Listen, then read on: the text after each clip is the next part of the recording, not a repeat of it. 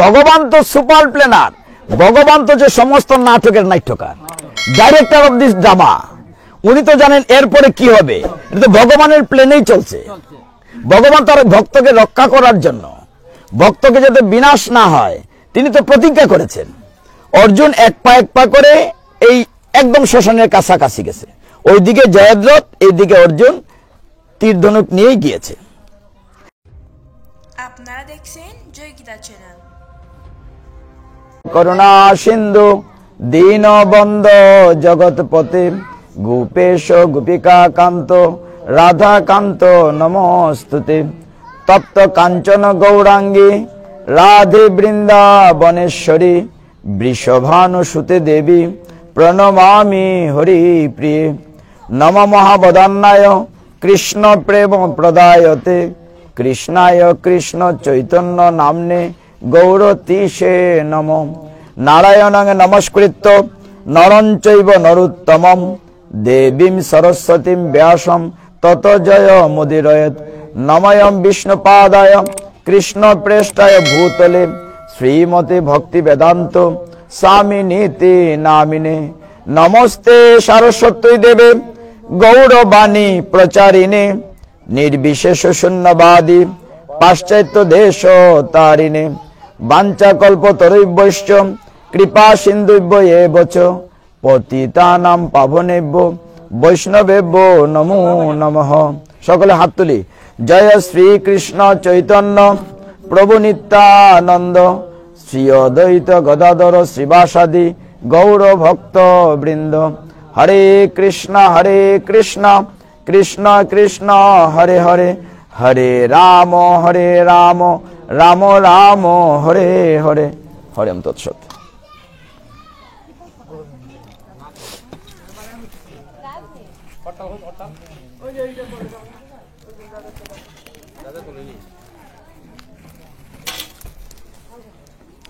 তো আজকে পবিত্র দিনে এই মধ্যাহ্নে আমরা এই আঙ্গিনায় ভগবানের পদ্মমুখ নিঃসৃত অমৃত বাণী শ্রীমদ্ ভগবদ গীতা থেকে আলোকপাত হবে। শুরুতে যে বলেছিলাম, যেখানে বৈষ্ণবের পদধূলি পড়ে এই জায়গাটি বৃন্দাবন হয়, তীর্থস্থান হয়, ধন্য হয়। এর উদাহরণ কি? উদাহরণ আছে হনুমান চল্লিশাতে। হনুমান চল্লিশাতে আপনার অন্যদিকে টেনশন দিবেন না, আওয়াজ তো জুড়ে বলতে হচ্ছে চিৎকার করে। অন্যমনস্ক হলে চিৎকার করলে কথা শোনা যাবে না। তো হনুমান চল্লিশাতে এই কাহিনীটি আছে যে যেখানে বৈষ্ণবের চরণ ধুলা পড়ে এই জায়গাটা বৃন্দাবন শুদ্ধ স্থান হয়। হনুমানকে আপনারা সকলেই চিনেন। হনুমান যখন ছোট ছিল, খুব নাদুস নুদুস চেহারা। হনুমানের মার নাম ছিল অঞ্জনা। কি নাম বলেছি? অঞ্জনা। বাবার নাম হচ্ছে কেশরী। যদিও পবন দেবতা বায়ুপুত্র বলা হয় হনুমানকে। হনুমান যখন খুব ছোট, এরকম মায়েরা, হনুমানের মা তাকে ধর্মজ্ঞান দিচ্ছিলেন, বলছিলেন, বাবা শোনো, বৈষ্ণবকে শ্রদ্ধা করবে, গুরুজনকে প্রণাম করবে। যেখানে বৈষ্ণবের পদধূলি পড়ে এই জায়গাটা শুদ্ধ স্থান হয়। এইভাবে যখন হনুমানকে মা শিক্ষা দিচ্ছিলেন, এক পর্যায়ে তিনি বললেন, মানে অঞ্জনা দেবী তার পুত্র হনুমানকে বললেন, যত বৈষ্ণব আছে পৃথিবীতে, এর মধ্যে অন্যতম একজন বৈষ্ণব আছেন নারদ মুনি। কি নাম বলেছি? নারদ মুনি। আপনার নারদ মুনিকে সবাই চিনেন। নারদ মুনি কি করেন বলেন তো? নারদ মুনি বিনা বাজাইয়া ঘুরেন, বলেন নারায়ণ। কি বলেন?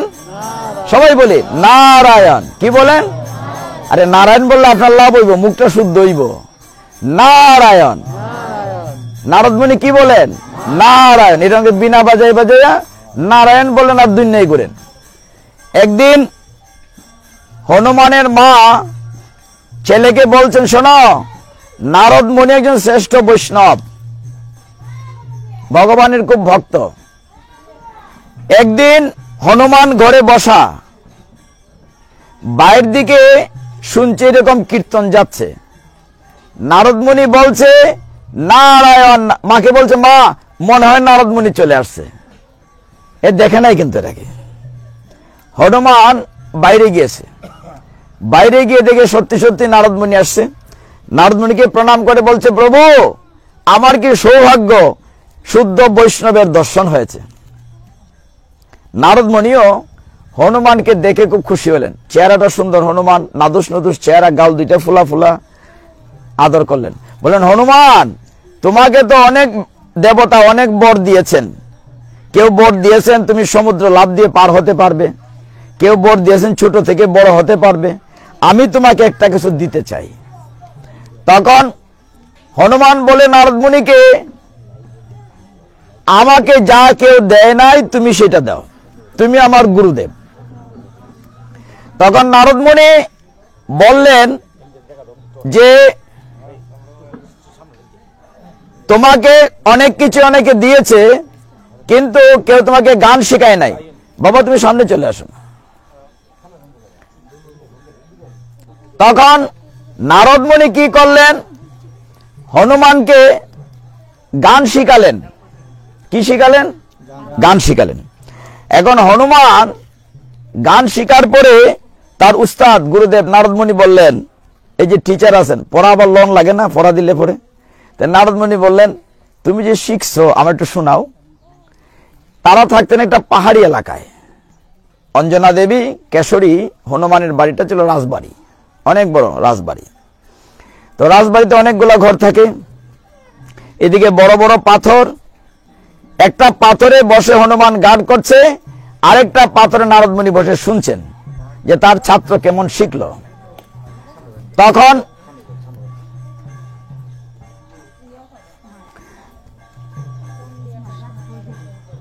আপনি আরেকটু এই পাশে আসেন, আপনার তো মাথা উঁচা, পিছনের দেখা যেত না, সামনে আসেন, সামনে আসেন।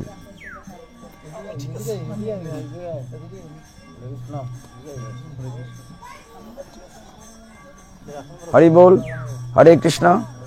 হয়েছে কি সামনে উঁচা মাথা ফলে পিছনে তারা দেখে না, সমস্যাটা এটাই। আপনি হয় সাইডে আসতে হবে নাহলে এখানে আসতে হবে, আপনার জন্য 5 জন অন্ধকারে পড়ছেন।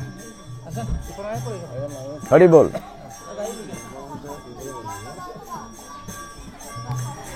যে জায়গাটাতে ছিলাম আপনাদের কষ্ট হবে, কিন্তু যে আপনার একজনের কেন 3 জনের মুখ বন্ধ হয়ে যাচ্ছে। তো হনুমান কে নারদ মুনি বললেন তুমি গান শোনাও। নারদ মুনি কি করলেন, তার বিনা কানে একটি পাথরের উপরে রাখলেন। পাথরে বসে গান গাচ্ছে। এমন ভালো ছাত্র তার গুরুদেবের কাছ থেকে গান শিখেছে। নারদ মুনি যেমনটা শিখালেন গান গাচ্ছে, রঘুপতি রাঘব রাজারাম পতিত পাবন সীতারাম। এত মিষ্টি গলায় গান করছে হনুমান, গানের কারণে পাথর গলে গিয়েছে। যে পাথরের উপরে নারদ মুনি তার বিনাকানা রেখেছিলেন, বিনাকানা ভাসছে জলের মধ্যে, পাথর গলে গেছে। যখন গান শেষ হয়েছে আবার পাথরটা শক্ত হয়ে গেছে। ফলে কি হয়েছে, নারদ মুনির বীণা যে রেখেছিলেন সেই বীণাটা পাথরের মধ্যে আটকা পড়ে গেছে, বীণা তো তুলতে পারে না। আমরা ছোটবেলা দেখতাম আমাদের এলাকায় এই সময় বোধহয় হুড়ি গান হইতো, হুড়ি গান না হুলি গান কয়, হুড়ি গান রাত্রেবেলা হুড়ি গান যে গাইতো, আইলোরে বসন্তকাল নানান বৃক্ষে মেলে ডাল। হুড়ি গানের মধ্যে দেখতাম কোন কোন মাতাজির দাঁতি লেগে যেত, ফিট হয়ে যেত, দশা দশা দশা লাগতো। এখন দশা লাগলে কি করতেন, যে গানটা শুনে দশা লাগে এই গানটা আবার গাইতে হইতো প্রথম থেকে। এখন হনুমান গান বন্ধ করে দিয়েছে, পাথর গলে গিয়েছিল, পাথর শক্ত হয়েছে, ফলে নারদের বীণাটি মাঝখানে আটকে গেছে। সে হনুমানকে অনুরোধ করছে, হনুমান তুমি আরেকবার গানটা গাও, পাথরটা গলুক, আমি বীণাটা নিয়ে বাড়ি যাব। হনুমান কি করেছে, এক লাফ দিয়ে বাড়ির ভিতর ঢুকে পড়েছে। এখন নারদ মুনি পিছন পিছন আসছে, এই হনুমান দাঁড়াও দাঁড়াও, একটু গানটা করো, আমার বীণাটি তো নিয়ে যেতে হবে। হনুমান রাজবাড়িতে এক ঘর থেকে আরেক ঘরে লাফ দিয়ে যায়, আর নারদ মুনিও হনুমানের পিছন পিছন লাফিয়ে যান। মার নাম কি বলেছিলাম মনে আছে? হনুমানের নাম অঞ্জনা। অঞ্জনা দেবী বলেন, কি হয়েছে নারদ মুনি, তুমি আমার ছেলের পেছনে পেছনে লাফাচ্ছ কেন? বলে, বলো না, তোমার ছেলে গান করেছিল এত সুমধুর যে পাথর গলে গিয়েছিল, এখন গান বন্ধ হয়েছে, পাথর শক্ত হয়েছে, বিনা আটকে গেছে। এখন আমি বলছি তাকে গানটা আবার গাও, কিন্তু সে দৌড়াচ্ছে। এইভাবে যখন সমস্তকে দৌড়াচ্ছে, মা হনুমানকে বলছে, এই বেটা, তোর উস্তাদ গান গাইতে বলছে, এটা গানটা কর না। হনুমান বলছে, মা আর একটা গড় বাকি।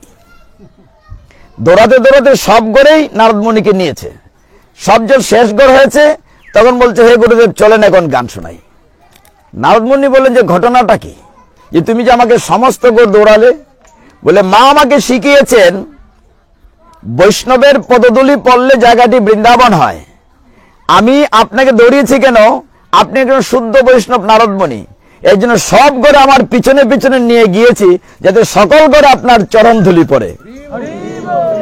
এই কারণে সমস্ত গড় আমার শুদ্ধ হয়ে গেছে। তো আজকে এখানে আপনাদের মতো ভক্তদের পদধূলি পড়েছে, কাজে এই জায়গাটি বৃন্দাবন হয়েছে, শুদ্ধ হয়েছে।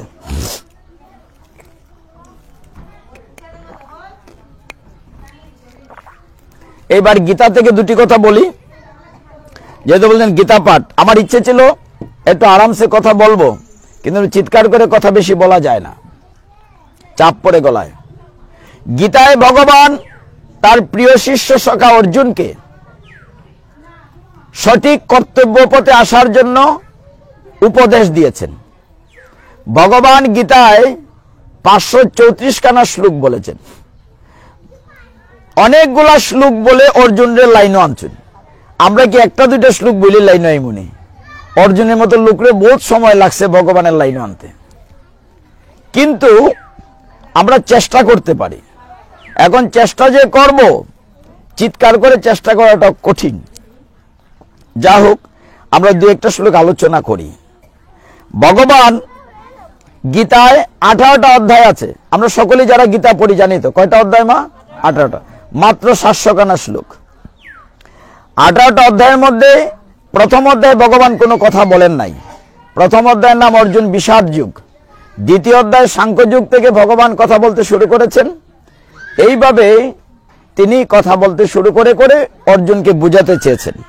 কি বুঝাতে চেয়েছেন? বলছেন, অর্জুন তুমি যুদ্ধ করো। আর অর্জুন বলছে, আমি যুদ্ধ করব না। কেন করব না? অর্জুন কুরুক্ষেত্রে দেখেছে তার সামনে সব আত্মীয় স্বজন, দেখে তার দাদা মশাই বুড়া বেটা বিশ্বদেব, যিনি তাকে কুলে পিঠে করে মানুষ করেছেন, চোখ খুলে দেখে তার উস্তাদ অস্ত্রগুরু দ্রোণাচার্য, চেয়ে দেখে তাদের কুলগুরু কৃপাচার্য, অর্জুন দেখে তার সম্বন্ধী শ্বশুর কৃষ্ণকে অর্জুন বলছে, জনার্দন ফিরে চলো, আমি যুদ্ধ করব না, আমি আত্মীয় স্বজন হত্যা করে রাজ্য সুখ চাই না। ভগবান বলেন, অর্জুন কথাগুলো বলছো জ্ঞানীর মতো, কিন্তু কাজটি করছো মূর্খের মতো। তুমি মারার কে? আমি তো মেরে রেখেছি, তুমি উপলক্ষ মাত্র। কিন্তু অর্জুনকে বোঝানো যাচ্ছিল না। কেন? অর্জুনের ভিতরে কিঞ্চিত অহংকার ছিল, যে আমি রাজার ছেলে আর কৃষ্ণ হচ্ছে আমার গাড়ির ড্রাইভার, তাই না? কৃষ্ণ তার গাড়ির ড্রাইভার। বলছে, আমি তোমার কথা শুনি না। তুমি কি ভগবান নাকি? তোমার কি 10টা 12টা মাথা আছে? আমার মতো তুমি দেখতে, তুমিও 2 হাত, আমিও 2 হাত, তোমার এক মাথা আমার মাথা। আমি বরঞ্চ রাজার ছেলে, তোমার জন্মেরই ঠিক নাই, তোমার জন্ম হয়েছে জেলখানার ভিতরে, ঠিক না? ভগবান বলেন, অর্জুন তুমি যে বোকার মতো কথা বলতেছ, আমার তো জন্মই হয় না, আমাকে সবাই বলে অজ। ভগবানের কি জন্ম হয়? ভগবান তো আবির্ভূত হন। যে তুমি তো জানোই না, আমার যখন আবির্ভাব হয়েছিল ভাদ্র মাসের কৃষ্ণপক্ষের অষ্টমী তিথি রোহিণী নক্ষত্রে, ঝড়ঝঞ্ঝার তুফানের রাত্রিতে কংসের কারাগারে, আমি যখন আবির্ভূত হয়েছিলাম তখন আমার 4 হাত ছিল, শঙ্খচক্র গদাপদ্ম 4 হাত ছিল। অর্জুন তুমি ভুলে গেছো, তুমি জানোই না আমি কে। তখন ভগবান একটা শ্লোক বলেছিলেন, 4th অধ্যায়ে 9 নম্বর শ্লোক। একটা শ্লোক বলি, যে একটা শ্লোক বলবো, সমস্ত গীতা বলা যাইতো যদি অনুকূল পরিবেশ থাকতো। সেখানে ভগবান বলছেন, জন্ম কর্ম চম দিব্যম এবমিউ ব্যক্তি তত্ত্বতঃ ত্যক্তা দেহম পুনর্জন্ম ন ইতি মামেতি সু অর্জুন। ভগবান কি বললেন? বললেন আমার জন্মকর্ম দিব্য, অলৌকিক, এবং যে এই কথাটি জানে দেহ ত্যাগ করার পরে আর এই জ্বালাময় জগতে আসতে হয় না, সে আমার ভগবত ধামে চলে আসে। তার মানে যে বুঝে কৃষ্ণ ভগবান, সে আমার কাছে আসবে। কিন্তু আমরা বুঝি না। বুঝি না কেন? আমরা মায়ার জগতে ডুবে আছি, মোহময় মায়ার জগতে ডুবে আছি। ভগবান আরো সহজ করে দিয়েছেন, বলছেন অক্ষর ব্রহ্মযুগে 5 নম্বর শ্লোকে কি বলছেন? অন্তকালে চ মামেব স্মরণ মুক্তা কালে বরম য প্রয়াতি স মদ্ভাবং। বলছেন নাস্তিয়ত্র সংশয়। তার মানে ভগবান বলছেন যে মৃত্যুর পূর্বে আমার নাম নিবে। অন্তকালে চ মাম এব, অন্তকাল মানে শেষ সময়।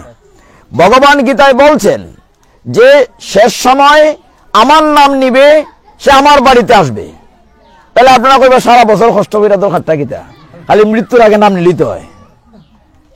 হ্যাঁ, তো কইবা আয় রে ফোলাপান কি কষ্ট, কার্তিক মাস আইলে মান নিরামিষ শেষ হয় না, ক্যালেন্ডার দাগ দেখ কোন দিন যে শেষ হইব। আর একাদশী আইলে ভাল লাগে না। ভগবানের গীতায় বলছেন যে মৃত্যুর পূর্বে আমার নাম নিলে আমার বাড়িতে চলে আসবে। তো মৃত্যুর পূর্বে নিলিতে হয়। কিন্তু মৃত্যুর পূর্বে যে আপনার আমার মুখ দিয়ে ভগবানের নাম আসবে তার কোনো গ্যারান্টি আসেনি? গ্যারান্টি নাই। তাহলে কি করতে হবে? প্র্যাকটিস করতে হবে। এই জন্য আমরা জপতলিতে হরে কৃষ্ণ নাম জপি, যাতে মৃত্যুর পূর্বে নামটা আসে। দেখেন অভ্যাস, ওই যে রাস্তার দ্বারা সানাসুর বেছে, এই গুমের মধ্যে হয় গটি গরম হয় না? আর ঢাকার বাসে যে কন্ট্রাক্টারি করে বালিশতাবাদের হাতে হয় ডাকা ডাকা ডাকা। কারণ কি? সারা দুই করে এলেটা হয়। তার মানে অভ্যাস করতে হবে। মৃত্যুর পূর্বে চাইলেই ভগবানের নাম মুখ দিয়ে আসবে না, অভ্যাস করতে হবে। দেখুন এরপরে ভগবান নবম অধ্যায়ের আরেকটা শ্লোকে সুন্দর বলেছেন, ইয়ৎ করোষি ইয়ৎ স্নাসি, তুমি যা করো যা খাও, মদ অর্পণম, আমাকে দিয়ে খাবে। ভগবান কি বলেছেন? আমাকে দিয়ে খাবে। এই সমস্ত বিশ্ব ব্রহ্মাণ্ডের সবকিছুর মালিক ভগবান কিনা? সবকিছুর মালিক কে? আচ্ছা, মনে করেন আপনি একটা মোবাইলের মালিক। এই মোবাইলটা যদি আপনাকে না বলে নিয়ে যায়, এটা চুরি? চুরি। এখন ভগবানের জিনিস ভগবানকে না দিয়ে খাওয়া মানে কি? চুরি করে খাইলেন। তার মানে আসলে আমরা অনেক সুর শুননি আসি কিনা? যারা ভগবানকে দিয়ে না খায় তাহলে সুর শুনির অভাব নাই। আপনারা করি না কথাটাতে বুঝাই, ব্যাখ্যাটা বুঝাই। ভগবান যা গীতায় বলছেন, গীতার বাইরে আমি একটা অক্ষর কথা বলবো না। ভগবান গীতায় বলছেন ইয়ৎ করোষি ইয়ৎ অশ্নাসি, যা করো যা খাও আমাকে দিয়ে খাবে। দিয়ে আর না দিয়ে খাইলে যে তফাৎ হয়। আবার অনেক মায়েরা চিন্তা করবা, ভগবানের গোপাল যে দিতাম বেটা যদি সত্যি সত্যি খাইলায়, গোপাল যদি 10টা মিষ্টি দিতাম, গোপাল যদি 4টা খাইলি তো তাহলে দিতেন কিনা সন্দেহ আছে। 2টা নিজের লেগে 2টা নাতির লেগে রাখিয়া দিলেন না। ভাগ্যবালা গোপালে খায় না, খালি দেখে। আচ্ছা, ভগবানের কাছে দিলে পরে কমে না বাড়ে? বাড়ে। কি বাড়ে? 7 বাড়ে। উদাহরণ দেই, বুঝতে পারবেন। মনে করেন এই মাইজির বাড়িতে, না তোমাদের এমনি বলছে যাব না আমরা, মনে করেন এই মামনির বাড়িতে আজকে আমাদের জন্য খিচুড়ি রান্না করেছে। এখন ফুলকপির সিজন, টমেটোর সিজন, ফার্স্ট ক্লাস করে ঘি দিয়ে রান্না করেছে। তোমাদের বাড়িতে নিমন্ত্রণ, আমরা সব যাব। আর এই যে উৎসব হয়, অষ্টপ্রহর, 16 পর, 32 পর, উৎসবের পরে সুবল বাবু খিচুড়ি রান্নার আয়োজন করছে। পাতলা বুটের ডাল ছাইয়া রয়েছে, মিষ্টি আলু মিষ্টি কুমড়া গড়গড়ে জায়গা, গরম প্লেট ফু দিয়া সুরুত করে খাইতেছুন। গড়েরটা স্বাদ না উৎসবেরটা স্বাদ? ও বেটিটার মধ্যে ঘিও দিছে না, ফুলকপি দিছে না, তো ওইটার থেকে এটা স্বাদকে লেগে বেশি, কারণ এটা ভগবানকে নিবেদন করা হয়েছে, এটা প্রসাদ। তার মানে কি ভগবানের নিবেদন কইরা দিলে স্বাদ বাড়ে, অথচ আমরা ভগবানকে না দিয়ে খাই। গীতায় কিন্তু বলছে আপনি যা করেন যা খান ভগবান বলছেন আমাকে অর্পণ করে খাবে। এক। 2 নম্বর কথা ভগবান বলছেন যে তুমি অর্জুন উঠে যুদ্ধ করো, অন্যায়ের বিরুদ্ধে অসত্যের বিরুদ্ধে তুমি যুদ্ধ করো। কিন্তু কেমন করে ভগবানের সাথে থাকতে হবে তার উত্তর ভগবান নবম অধ্যায়ের 22 নম্বরে দিয়েছেন। ভগবান বলছেন অনন্য চিন্তয়ান্তমাম যে জনা পর্যুপাসতে তেষামে নিত্য অভিযুক্তানাম যোগক্ষেমং বহামি অহম। ভগবান বলছেন যে অর্জুন যে অনন্য চিত্তে আমার সাথে থাকে, আমার সেবা পূজা করে। আরেকটা গাই, আরেকটা গাও।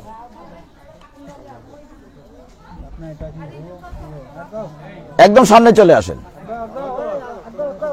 যে পিছনে অনেক মা দাঁড়াই দিছে, বসতে পারতেছে না। এই যে ছোট মা একটু সামনে,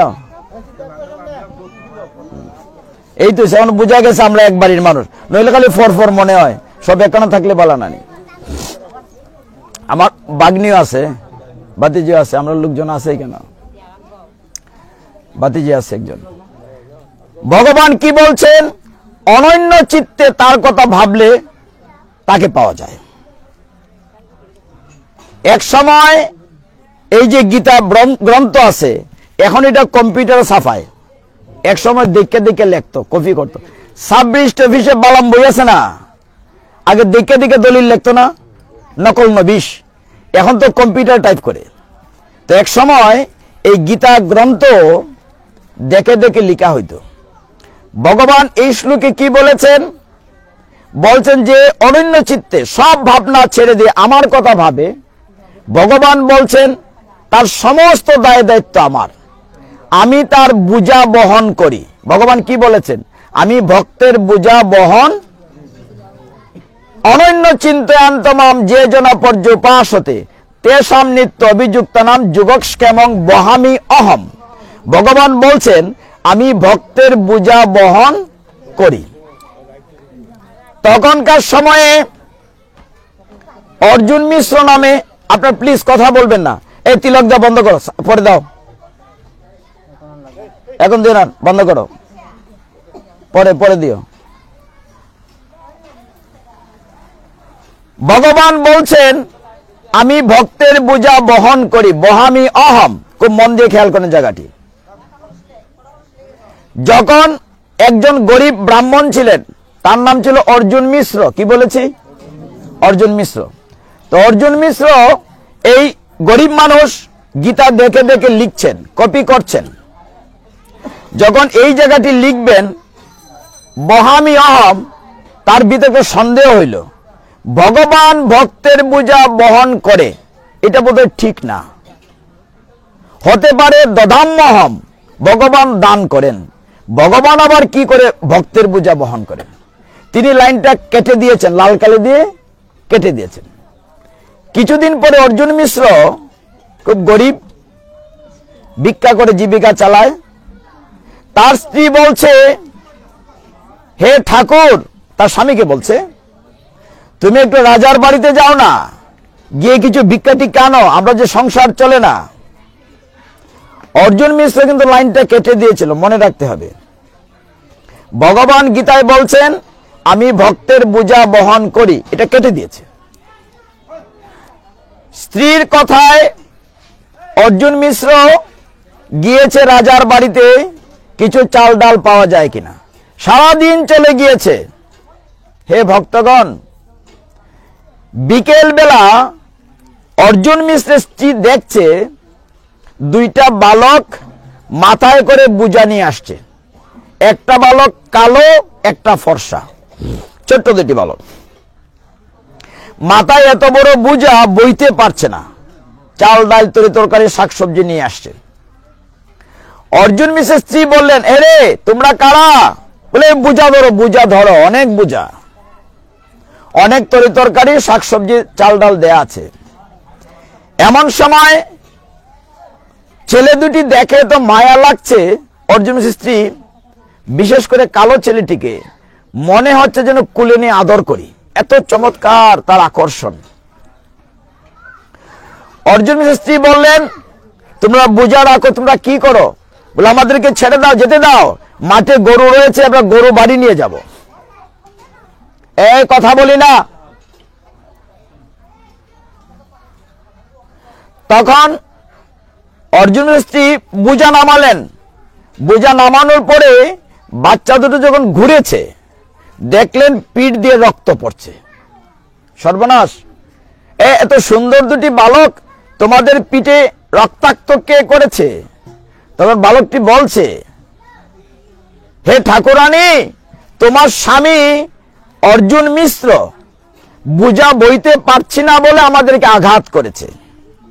এটা শুনে অর্জুন স্ত্রী অবাক হলেন, আমার স্বামী কবে থেকে তো নিষ্ঠুর হলো, এত চমৎকার ফুলের মধ্যে দুটি শিশু তাদেরকে আঘাত করেছে, আজকে আসুক অর্জুন মিশ্র, আমি তাকে জিজ্ঞাসা করব। ছেলে দুটি চলে গেল। সমস্ত আঙ্গিনা, এই বাড়িটি মৌম সুঘ্রাণে ভরে গেল, চারদিকে এটা পবিত্র। সন্ধ্যাবেলা অর্জুন মিশ্র ফিরে আসলেন। ফিরে এসে দেখলেন সমস্ত বাড়ি চেনা যাচ্ছে না, একদম পাল্টে গিয়েছে। তো সেইখানে অর্জুন মিশ্র স্ত্রী ডাকছে, ওগো তুমি এসেছো, যাও স্নান করে আসো, প্রসাদ তৈরি করা আছে, বহুদিন পরে অনেক রান্না করে ভগবানকে নিবেদন করেছি, যাও তুমি স্নান করে আসো। অর্জুন মিশ্র বললেন, আমি তো কিচ্ছু পাঠাইনি। বলে, তুমি পাঠাওনি কি বলছো? দুটি বালকে বোঝা নিয়ে এসেছিল, বলেছে তুমি পাঠিয়েছো। কি সুন্দর গো দুটি বালক, একটি কালো একটি ফর্সা, এত আকর্ষণ, মনে হয় যেন কুলে নেই। কিন্তু তুমি কবে থেকে তো নিষ্ঠুর হলে, ওরা বোঝা বইতে পারছে না বলে তাদেরকে আঘাত করে রক্তাক্ত করেছো, খুব কষ্ট পাচ্ছি। এটা শুনে অর্জুন মিশ্র বুঝতে বাকি রইল না যে স্বয়ং কৃষ্ণ বলরাম বোঝা নিয়ে বাড়িতে এসেছিলেন। অর্জুন মিশ্র জ্ঞানী, তিনি বলছেন, অগো তোমার কি সৌভাগ্য, তুমি কৃষ্ণ বলরাম দর্শন করেছো, আমি দর্শন করতে পারিনি। হরে কৃষ্ণ। বলছেন যে দেখো, আমি গীতার লাইনটি কেটে দিয়েছিলাম। ভগবানের যে শ্লোকটি, ভগবান বলেছিলেন বহামি অহম, আমি মনে করেছিলাম কথাটি ভুল হয়েছে, এই জন্য ভগবানের পিঠ দিয়ে রক্ত ঝরছে। ভগবান সত্যি ভক্তের বোঝা বহন করেন। তখন অর্জুন মিশ্র কি করলো? উঠানে গড়াগড়ি দিয়ে কাঁদছে আর হায় হায় করছে, হে ঠাকুরানী, তুমি কৃষ্ণ বলরাম দর্শন করেছো, আমি দর্শন করতে পারি নাই। আজকে আমার উঠানে কৃষ্ণ বলরামের পদধূলি পড়েছে, আমার গায়ে একটু পদধূলি লাগুক বলে সে গড়াগড়ি দিয়ে কান্নাকাটি করছে উঠানে। হরি বল। এইভাবে ভক্ত ভগবানকে কথা দিয়েছেন যে আমি ভক্তের বোঝা বহন করি। এইভাবে গীতায় অনেক শ্লোক আছে। সমস্যাটা যেটা বুঝতে পাচ্ছেন, গলা শুকাচ্ছে, মানে খালি গলায় চিৎকার করে এতক্ষণ কথা বলা খুব টাফ ব্যাপার। যাই হোক, আমরা আরেকটু আগাই। নবম অধ্যায়ের আরেকটি গুরুত্বপূর্ণ শ্লোক ভগবান বলেছেন, এটা আমি সব জায়গায় বলি আমাদের সাহস সঞ্চয় করার জন্য। আমাদের দুর্বল হওয়ার কোনো কারণ নাই। আমরা যারাই আছি যদি মিলেমিশে এক থাকি, একতাবদ্ধ থাকি। চৈতন্য মহাপ্রভু বলেছেন কলৌ সঙ্গ শক্তি। এই কলিযুগে একমাত্র সঙ্গ শক্তি ছাড়া উপায় নাই, মিলেমিশে থাকতে হবে, একতাবদ্ধ থাকতে হবে। ভগবান তার প্রিয় শিষ্য সখা অর্জুনকে বলেছেন, অর্জুন আমি বলবো না, আমার হয়ে সমস্ত জগৎবাসীকে প্রতিজ্ঞাপূর্বক ঘোষণা করে দাও, আমার ভক্তের কখনো বিনাশ হয় না। কি বলেছেন? আমার ভক্তের কখনো। এইটা নবম অধ্যায়ে রাজবিদ্যা রাজগুহ্য যুগের 31 নম্বর শ্লোকে আছে। ফাঁকে একটু জিজ্ঞাসা করি, এখানে কারা কারা গীতা পড়েন? হাত তুলেন তো দেখি নিয়মিত। লজ্জার কিছু না। 1 জন 2 জন। কারা কারা গীতা পড়েন? 3 জন, 4 জন, 5 জন। মা পড়ো না? তুমি পড়ো না? 6 জন, 7 জন, 8 জন। তাদের জন্য সকলে জুড়ে একটা হরি বল বলেন। হরি বল। আরো জুড়ে হরি বল। না না, প্রসাদ দেওয়া হবে, জুড়ে বলেন হরি বল। একটা প্রসাদ খাওয়াইছি না, যে ভগবানকে দিয়া খাইলে কি হয়? খিচুড়ি না খাইলাম না আমরা একটু আগে, সুরুত সুরুত করে খাইছি না একটু আগে, খিচুড়ি বুঝলা গেছে। ভগবান বলছেন না, গীতা পড়া থাকলে এটা মিলানো যায়। আমি যে বলছি নবম অধ্যায়ের 31 নম্বর শ্লোক, তখন ওটা মাথায় আসবে। আপনারা শুনলে অবাক হবেন। আমি আমু চা বাগানে গিয়েছি, আমু চা বাগানে, বেগম খান চা বাগানে, তারপরে এখানে অনেক অনেক চা বাগানে যাই পাঠে। ওইখানকার ভক্তরা আপনাদের আমাদের চেয়ে অনেক জ্ঞানী। তাদেরকে আমরা অবহেলা করতাম, চা শ্রমিক কুলি বলে। শুনলে অবাক হবে, তোমাদের মতো বাচ্চারা সারা গীতা মুখস্থ। যখন আমরা শ্লোক বলি ওরাও টুট নড়ে, তখন আমরা বুঝি যে তারা পড়ে। এবং তারা এত সরল ভক্ত, কুয়াশা উপরে চাঁদনি না নাই, ভিজা গাছে বসে আছে ঘন্টার পরে ঘন্টা। আমরা অনেক পিছিয়ে আছি, তাদেরকে অবহেলা করে আমরা বরঞ্চ পিছিয়ে গেছি, আমরা গীতা পড়ি না। তো এই শ্লোকে ভগবান বলেছেন, অর্জুন ঘোষণা দাও, কন্তেও প্রতি জানহি নমে ভক্ত প্রণশ্যতি। এ অর্জুন প্রতিজ্ঞা করে জানিয়ে দাও, আমার ভক্তের কখনো বিনাশ হয় না। তো ভগবান তো এই কথা বলছেন, এটা প্রমাণ করা লাগবে না? ওই জায়গায় বলছিলাম ভগবানকে দিয়ে খাইতে হয়, এটা প্রমাণ করলাম না যে কিশোরী কিরম স্বাদ লাগে? এটা তো প্রমাণ করতে হবে।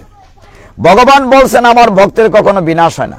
কুরুক্ষেত্রের যুদ্ধে ভগবানের ভক্তকে, পরম ভক্তকে অর্জুন, পরম ভক্ত অর্জুন সখা শিষ্য, তিনি অর্জুনকে সকল বিপদ থেকে রক্ষা করেছেন। তার একটি উদাহরণ দেই মহাভারতের, মন দিয়ে শুনেন, ভালো লাগবে। উভয় পক্ষে যখন যুদ্ধ চলছিল, এক পক্ষে কৌরবরা, এক পক্ষে পাণ্ডবরা। যুধিষ্ঠির, ভীম, অর্জুন, নকুল, সহদেব, এরা হইল পঞ্চ পাণ্ডব, আর একদিকে হলো শতভাই দুর্যোধন, দুঃশাসনেরা। এদের দিকে অনেক বড় বড় সেনাপতি, বিশ্বদেব যিনি অমর, কেমন? তার পিতা শান্তনু বর দিয়েছিলেন, তুমি ইচ্ছা করলে মরবে, নাইলে মরবে না। তার মানে ইচ্ছা মৃত্যুর বর পেয়েছেন, তার মানে অমর। এইদিকে দ্রোণাচার্য, কৃপাচার্য, কর্ণ, শৈল, বড় বড় লিডার। আর এইদিকে এরা পঞ্চ পাণ্ডব। কিন্তু এদিকে কে আছেন?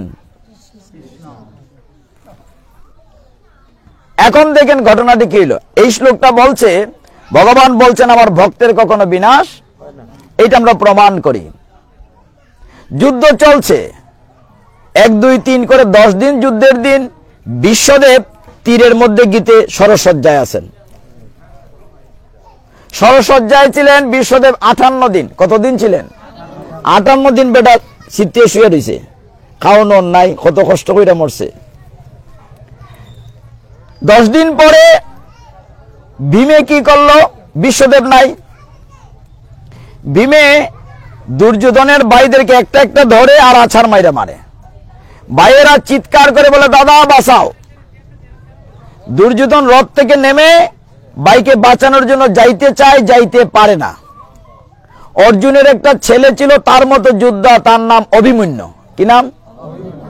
অভিমন্যু এমন একটা তীর মারে, দুর্যোধনের চারদিকে একটা আগুনের রিং হয়ে যায়, সে যেতে পারে না ভাইকে সাহায্য করতে। এই করে করে দুর্যোধনের অনেক ভাই মারা গিয়েছে। এখন মিটিং এ বসেছে কৌরব পক্ষ, দুর্যোধন, তারা শকুনি, সবাইকে নিয়ে মিটিং এ বসেছে। মিটিং এ কেন বসেছে? যে এইভাবে যদি যুদ্ধ চলতে থাকে তাহলে আমরা হেরে যাব, ভীমে সবাইকে মেরে ফেলবে। কার কারণে পারছি না? অভিমন্যুর কারণে পারছি না। তাহলে প্রথম মারতে হবে অভিমন্যুকে। এইবার শুনেন, অভিমন্যু, এখানে মায়েদের একটা গুরুত্বপূর্ণ কথা আছে।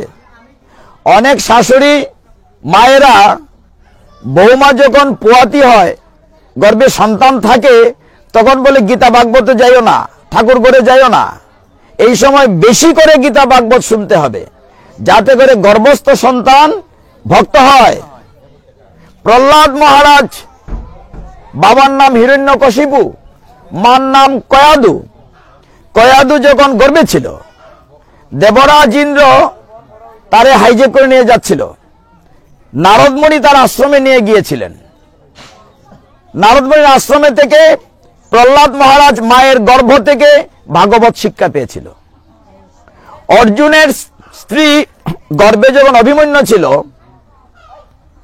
অনেক কথা হচ্ছিল স্বামী স্ত্রীতে, কি করে যুদ্ধের কৌশল শিখতে হবে, চক্রব্যূহের ভিতরে ঢুকার নিয়ম বলতে বলতে অভিমন্যুর মা ঘুমিয়ে পড়েছিল। মা ঘুমিয়েছে, গর্ভের সন্তানও, তাহলে চক্রে ঢুকার নিয়মটা শিখেছে, বের হওয়ার নিয়মটা শুনে নাই। এখন বুঝতে পারছেন গর্ভে থাকলে কেন গীতা ভাগবত শুনতে হবে। অর্জুনের ছেলে অভিমন্যুকে মারার একটাই পলিসি, তারা চিন্তা করলো যে তাকে চক্রব্যূহের ভিতরে ঢুকাতে হবে, তাইলে অভিমন্যুকে মারা যাবে। তখন দুর্যোধন চিন্তা করল চক্রব্যূহ তৈরি করে অভিমন্যুকে ঢুকিয়ে মারবে, কিন্তু অর্জুন যদি ঢুকে পড়ে, অর্জুন তো ঢুকতেও জানে বেরোতেও জানে। সিদ্ধান্ত হলো অর্জুনকে মাঠের বাইরে রাখা হবে। আরো যে 4 ভাই আছে, যুধিষ্ঠির, ভীম, নকুল, সহদেব, তারা যদি ঢুকে পড়ে, তখন দুর্যোধন, তারা কয় ভাই ছিল? 100 ভাই। তাদের একটা বোন ছিল, বোনের নাম ছিল দুঃশলা। দুঃশলার স্বামীর নাম হলো জয়দ্রথ। জয়দ্রথ তার সম্বন্ধী দুর্যোধনকে বলছে, দাদা, আমি শিব ঠাকুরের সাধনায় এমন একটা বর পেয়েছি, 24 ঘন্টার জন্য আমার এমন শক্তি হবে, আমার সাথে কেউ পারবে না। আমি চক্রব্যূহের মুখে থাকব, যাতে যুধিষ্ঠির, ভীম, নকুল, সহদেব ঢুকতে না পারে, আমি তাদেরকে আটকিয়ে দেব। এই পরিকল্পনা অনুযায়ী পরের দিন বিপুল যুদ্ধ শুরু হলো, ভয়ঙ্কর যুদ্ধ। আর কৃষ্ণ তো জানেন আজকে অভিমন্যু মারা যাবে। তিনি রথ নিয়ে মাঠের উত্তর দিকে।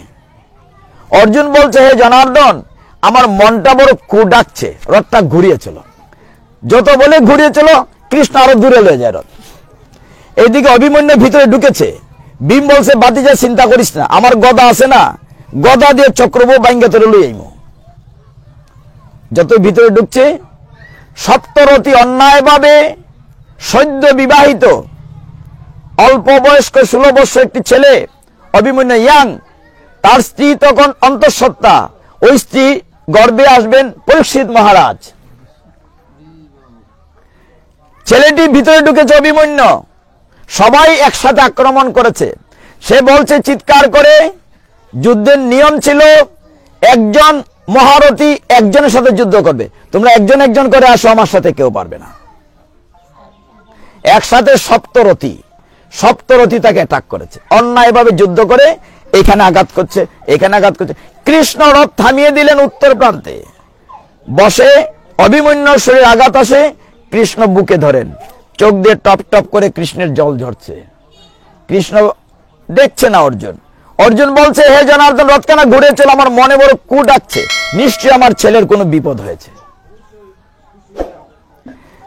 যখন আঘাতে আঘাতে তার অস্ত্র সব কেটে দিয়েছে, রথের চাকা নিয়ে অভিমন্যু যুদ্ধ করছে। দুর্যোধন বলছে, ওকে তোমরা হুট করে মারবে, মুখাগ্নি করবে অর্জুনের। এই জায়গাটা খুব মজার, শোনেন, দৃশ্যটা খেয়াল করেন। ঠিক মাঝখানে লাকড়ি দিয়ে শ্মশান সাজানো, একদিকে জয়দ্রথ, একদিকে কৃষ্ণ অর্জুনের রথ। এখন কৃষ্ণকে নিয়ে দুর্যোধন, দুঃশাসন ঠাট্টা করতেছে। অর্জুনকে বলতেছে, এই অর্জুন, ওই গোয়ালার বেটারে তো ভগবান বলছিলে, তোমার ভগবান কি তোমাকে বাঁচাতে পেরেছে? দেখো সূর্য ডুবে গেছে। ওরা তো ভগবানও বলে না, ও গোয়ালার বেটা বাসুদেব। এই গোয়ালার ছেলে বাসুদেব, তোমার ভগবান তোমাকে বাঁচাতে পেরেছে, দেখো সূর্য ডুবে গেছে, নামো, রথ থেকে নামো, অগ্নি সমাধি নাও। ওই দিক থেকে জয়দ্রথ নাচছে মশাল নিয়ে, আসো, আমি তোমার মুখাগ্নি করব। অর্জুনেরও একটু সংশয় আসলো, হায় রে, কৃষ্ণকে তো আমি ভগবান জানি, ঠিকই তো সূর্য ডুবে গেছে, আমি তো বাঁচতে পারলাম না। ভিতরে একটা সংশয় চলে আসছে। এখন রথ থেকে নামবে কি নামবে না চিন্তা করতেছে। কৌরব পক্ষ ডাকছে, আসো আসো আসো, অগ্নি সমাধি নেও, তোমার বেল নেই, হয়ে গেছে, সূর্য ডুবে গেছে। নামার সময় অর্জুনের পিঠে যে ধনু থাকে তার নাম হচ্ছে গান্ডীব। কি নাম? গান্ডীব। গান্ডীব রথ মানে রথে রেখে দিতে চেয়েছে কাপ থেকে নামিয়ে। আমি তো মরতে যাচ্ছি পুড়ে, আমার একটা স্মৃতিচিহ্ন থাকুক, ছেলে মেয়ে হইব না, বাবার আসিন ধনুটা। ভগবান তখন কৃষ্ণ কথা বলেছেন, অর্জুন তুমি তো পুড়ে মরেই যাবে, এই ধনু দিয়ে আর কি হবে, ওইটা নিয়ে যাও সাথে। তখন তো তার মনে আরো সংশয় আছে, দেখলাই নিতাম সামনে মরতে যেতেছে, আবার যাও কৃষ্ণ দিকে আগ্রহ দেয়। হ্যাঁ, আরো সন্দেহ হয়েছে। তখন কি করে ধনুটা নিয়ে যাচ্ছে, কিন্তু ভগবান তো সুপার প্ল্যানার, ভগবান তো যে সমস্ত নাটকের নাট্যকার, ডাইরেক্টর অফ দিস ড্রামা, উনি তো জানেন এরপরে কি হবে। এটা তো ভগবানের প্লেনেই চলছে। ভগবান তার ভক্তকে রক্ষা করার জন্য, ভক্তকে যাতে বিনাশ না হয়, তিনি তো প্রতিজ্ঞা করেছেন। অর্জুন এক পা করে এই একদম শ্মশানের কাছাকাছি গেছে, ওইদিকে জয়দ্রথ, এইদিকে অর্জুন তীর ধনুক নিয়েই গিয়েছে। এমন সময় ভগবান রথে বসে বললেন, সুদর্শন, আবার চক্রকে ডাক দিলেন। সূর্যের সামনে থেকে সরে গিয়ে সুদর্শন চক্র আবার ভগবানের তর্জনীতে। হায় হায়, এটা কি? একটু আগে দেখছি অন্ধকার, একটু আগে দেখেছি অন্ধকার, এখন দেখছি আসে নাই তো। কোথায় দেন এটা? হরে কৃষ্ণ হরে কৃষ্ণ হরে কৃষ্ণ হরি বল হরি বল। হ্যাঁ, আসছে। শেষ মুহূর্তে অর্জুনকে বাঁচানো যাবে বোঝা গেল।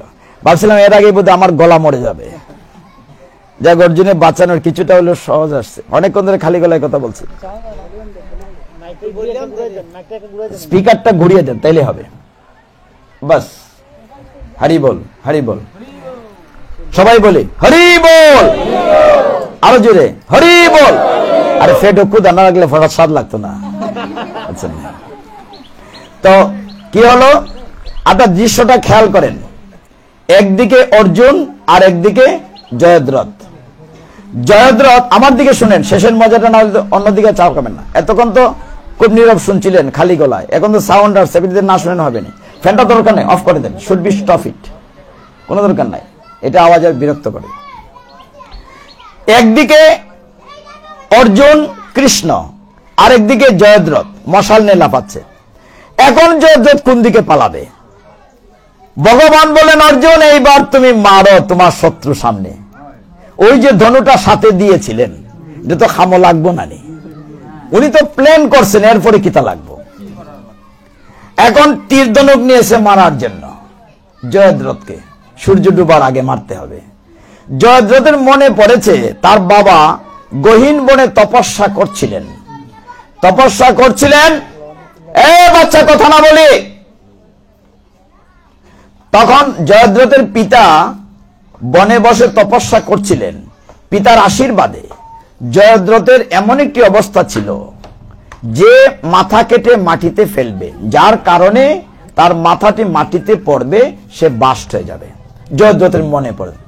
তখন আবার সে মহানন্দে, অর্জুন মারো মারো, আমারে মারো, মারলে আপত্তি নাই, আমারে মারলে তুমি মরে যাবে, অসুবিধা নাই তো।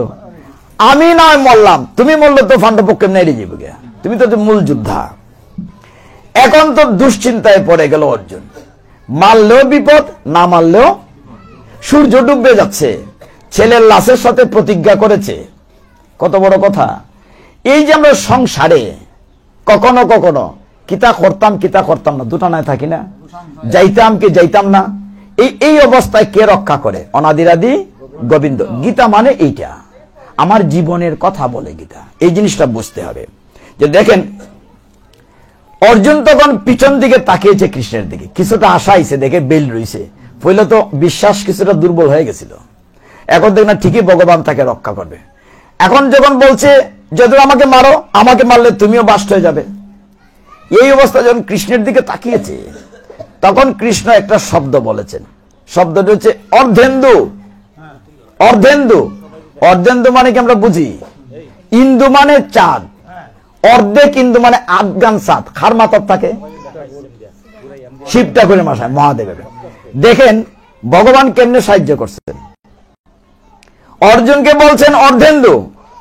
অর্জুনের মনে পড়েছে অর্জুনরা যখন বনবাসে ছিল, বনে ছিল, তখন শিব ঠাকুর একটি জঙ্গলি সর্দার সেজে শূকর মেরেছিলেন, অর্জুনের সাথে যুদ্ধ হয়েছিল।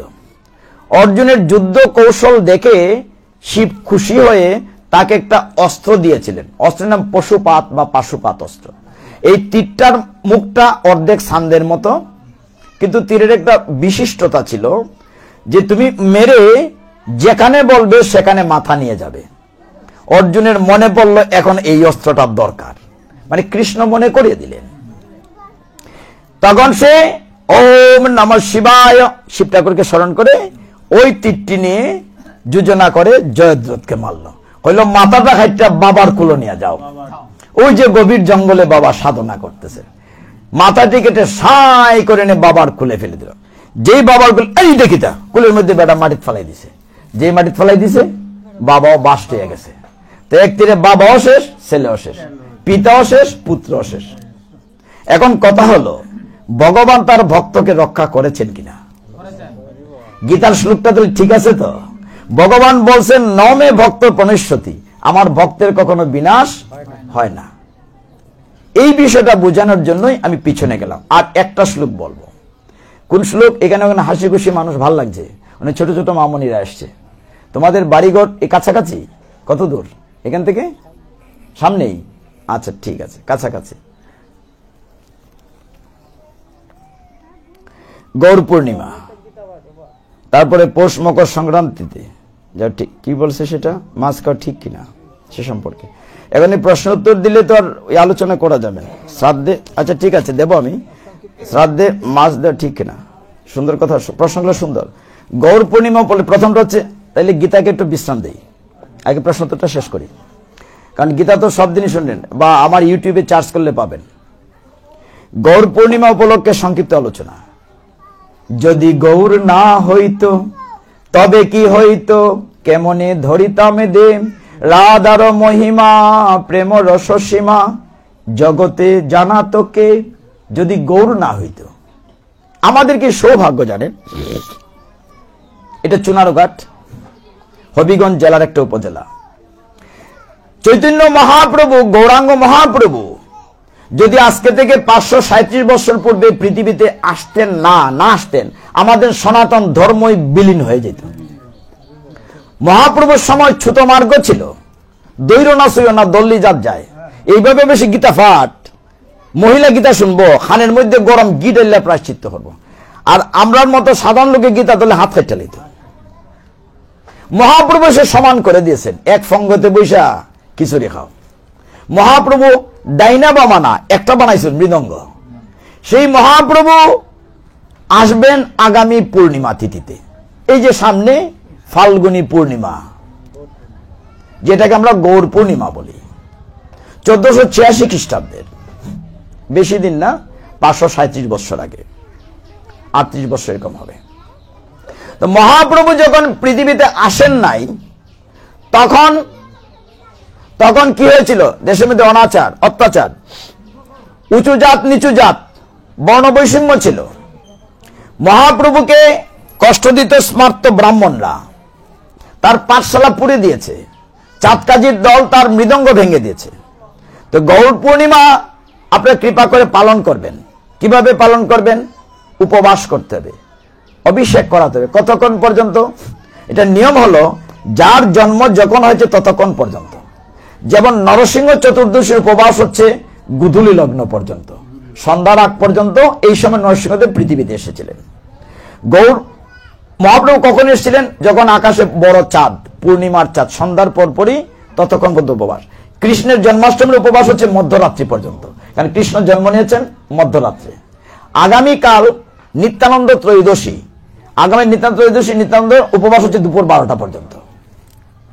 গৌর পূর্ণিমাতে দেখেন যখন মহাপ্রভু, আমাদের সৌভাগ্যের কথা কেন বলছি, আদিনিবাস গোলাপগঞ্জ, ঢাকা দক্ষিণ, কিন্তু মামার বাড়ি হচ্ছে আমাদের হবিগঞ্জ। মামার বাড়ি কোথায়? হবিগঞ্জ কোথায়? বাহুবল, মিরপুর, সচি অঙ্গন। পৃথিবীতে বহু দেশ ঘুরেছি আপনাদের কৃপায়। এই London, America, Sweden, Japan, Denmark 20-25 সাথে ঘুরে এসেছি। কিন্তু মহাপ্রভুর দুই রকম মূর্তি দেখি, হয় হাত উপর দিকে নয় হাত নিচের দিকে, ঝাঁকড়া চুল নিলেন নাড়া মাথা। কিন্তু আমাদের বাহুবল মিরপুর এমন একটি বিগ্রহ আছে পৃথিবীর কোথাও নাই। সচি মায়ের কুলে নিমাই। যারা গিয়েছেন, যারা দেখেছেন, পৃথিবীতে এরকম নাই, দুর্লভ দৃশ্য। কিন্তু দুর্ভাগ্য হলো আমরা সকলেই মহাপ্রভুর মামার বাড়ির লোক, কিন্তু বাইকনার আমরা চিনি না। 5000 বছর আগের গীতা নিয়ে চর্চা করি, কিন্তু মহাপ্রভুর বাবা কেটা, দাদা কেটা চিনি না, ঠিক কিনা? মহাপ্রভু সম্পর্কে আমরা জানি কম। এখন মহাপ্রভু নিয়ে ফাট করলে তোমার 2 ঘন্টা লাগবে, আরো অতক্ষণ দিতে পারতাম। আমি 2 মিনিট কাটা 4টা প্রশ্ন আছে। গৌর পূর্ণিমাটা মহাপ্রভু যেদিন আসবেন সেই দিন পূর্ণিমার গ্রহণ লেগেছিল। কি লেগেছিল? গ্রহণ, চাঁদের গ্রহণ লেগেছিল। যখন গ্রহণ শেষে গঙ্গাতে, পবিত্র গঙ্গাতে নদিয়া নবদ্বীপের ভক্তরা সকলেই নদীতে নেমে স্নান করছিল গ্রহণের পরে। স্নান করার সময় যখন সকলেই বলছিল হরিবোল হরিবোল হরিবোল, যখন হরিবোল হরিবোল বলছিল তখন আমার গৌর সুন্দর পৃথিবীতে জন্ম নিয়েছিলেন, আবির্ভূত হয়েছিলেন। সচি মায়ের কোল আলো করে গৌরাঙ্গ মহাপ্রভু সেই নিম বৃক্ষের তলে আতুর গড়ে পৃথিবীতে এসেছিলেন। এই আগামী যে পূর্ণিমাটা, গৌর পূর্ণিমাতে। আপনারা গৌর পূর্ণিমা আমি এখানে রাখবো, এর বেশি যাব না, অনেক সময় লাগবে। গৌর পূর্ণিমাতে আপনারা চৈতন্য মহাপ্রভুর যদি ছবি থাকে কারো ঘরে, বিগ্রহ থাকে কারো ঘরে, সন্ধ্যাবেলা অভিষেক করাবেন। অভিষেক করে মহাপ্রভুকে নিবেদন করে প্রসাদ পাবেন। দেখলেন কত আনন্দ। আর যদি সুযোগ থাকে, সকলের নিমন্ত্রণ হবিগঞ্জ ইস্কন মন্দিরে। আমাদের এখানে প্রসাদের অভাব নাই, জায়গার অভাব নাই। আপনারা সকলে চলে আসেন হবিগঞ্জ নরসিংহ মন্দিরে, আমরা ওইখানে থাকি। আপনাদের সকলের অভিষেকের নিমন্ত্রণ। এটা হলো গৌর পূর্ণিমা। তারপরে বলছেন পৌষ মকর সংক্রান্তি, তাইলে এখানে যেতে হবে আবার বিশ্বদেবের কাছে। বিশ্বদেব কতদিন শুয়েছিলেন মনে আছে? বাবা, এরা তো ব্রেন বালা, মনে রাখতে পারে। খুব খুশি হলাম মা। অনেক জায়গায় এক কানে দেখো আর কানে বেড়ে জায়গা। তারপর আপনারা মাইক ছাড়া খুব মন দিয়ে শুনছিলেন। বিশ্বদেবের আসল নাম হচ্ছে দেবব্রত। কি নাম? দেবব্রত। তার পিতা বর দিয়েছিলেন স্বেচ্ছামৃত্যু। বিশ্বদেব সরসজ্জায় 58 দিন শুয়েছিলেন কেন? এটার উত্তর পাইলে আপনার পৌষ সংক্রান্তি পাবেন। বিশ্বদেবে শুয়েছিলেন, উত্তরায়ণের অপেক্ষা করছিলেন। আর একটু সহজ করে বলি, সূর্যের 2টা পথ আছে, একটা হচ্ছে উত্তর আয়ন, একটা হচ্ছে দক্ষিণ আয়ন। কয়টা পথ? উত্তরায়ণ, দক্ষিণায়ন। আমরা যে পৃথিবীতে মানুষ আছি, আমাদের 12 ঘন্টা দিন, 12 ঘন্টা রাত, ঠিক কিনা? 24 ঘন্টা। দেবতাদের 6 মাসে রাত, 6 মাসে দিন। আমার কথা বোঝা যায়নি? আচ্ছা, 6 মাসে দিন, 6 মাসে রাত। বিশ্বদেব যখন শুয়েছিলেন তখন ছিল দক্ষিণায়ন, দক্ষিণের দেবতাদের রাত। আচ্ছা, কোন চাই আপনার বাড়ির যদি যাই, রাত কেলা গেলে দরজা লাগাই না খোলা থাকবো? তবে ঢুকতে পারবেন বাড়ির? থাবানি লাগবো জোরে, যদি দয়া হইরা খুলুন। এখন যখন বিশ্বদেব কুরুক্ষেত্রের যুদ্ধে শুয়েছিলেন তখন ছিল দেবতাদের রাত। এই বিষয়টা আরেকটু পরিষ্কার করে বুঝতে পারবেন। আমরা যে দুর্গা পূজা করি আশ্বিন মাসে, সকলেই জানি মানি এটা অকাল বোধন। অকাল কেন? দেবতাদের দিন রাত 2টা বোঝেন। দিন শুরু হয় পৌষ সংক্রান্তি, মাঘের 1 তারিখে। দেখেন, মাঘ, ফাল্গুন, চৈত্র, বৈশাখ, জ্যৈষ্ঠ, আষাঢ়, এই 6 মাস দিন দেবতাদের। শ্রাবণ, ভাদ্র, আশ্বিন, কার্তিক, অগ্রহায়ণ, পৌষ, এই 6 মাস রাত। এখন বিশ্বদেব শুয়ে দেখলেন সূর্যের দক্ষিণায়ন চলছে। এখন যদি স্বর্গে যাই, ঢুকতে ইনি 58 দিন শুয়ে অপেক্ষা করেছিলেন উত্তরায়ণের। যখন দেবতাদের দিন হলো, এই জন্য আসল দুর্গা পূজা হচ্ছে চৈত্র মাসেরটা। এই দেখেন, মাঘ, ফাল্গুন, চৈত্র দিনও পড়ে না এটা। আর আশ্বিনটা কোন সময় পড়ে? শ্রাবণ, ভাদ্র, আশ্বিন রাত্রে পড়ে। এই জন্য চৈত্র মাসের আসল দুর্গা পূজা, যাকে আমরা বাসন্তী পূজা বলি, মেদসমণি এবং সমাধিবৈশ্য করেছিলেন সেই চিটাগাঙ্গের সেই দুর্গম পাহাড়ে মেদসমণির আশ্রমে। আপনারা জানেন, হ্যাঁ, সমাধিবৈশ্যরা যা সুরত করেছিলেন। আশ্বিন মাসে দেবতাদের রাত, এই জন্য আশ্বিন মাসে রামচন্দ্রজি দুর্গা পূজা করেছিলেন। এই পূজা একটা বেশি কাজ আছে, তার নাম হচ্ছে বুদন। বুদন মানে জাগানো, টু ওয়েক আপ।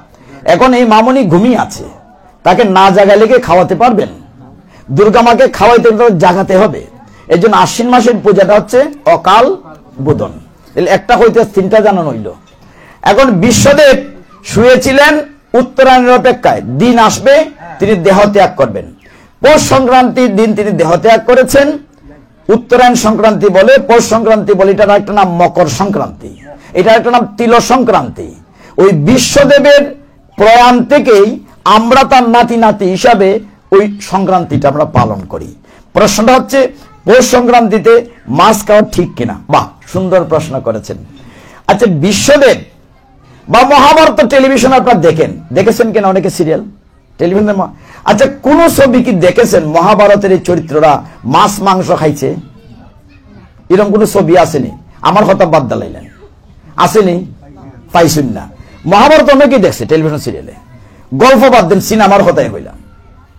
তাহলে যে বেটা মারা গেছে তার উদ্দেশ্যে যদি আমরা পৌষ সংক্রান্তি করে থাকি, এবারে কি মাছ মাংস খাইছে?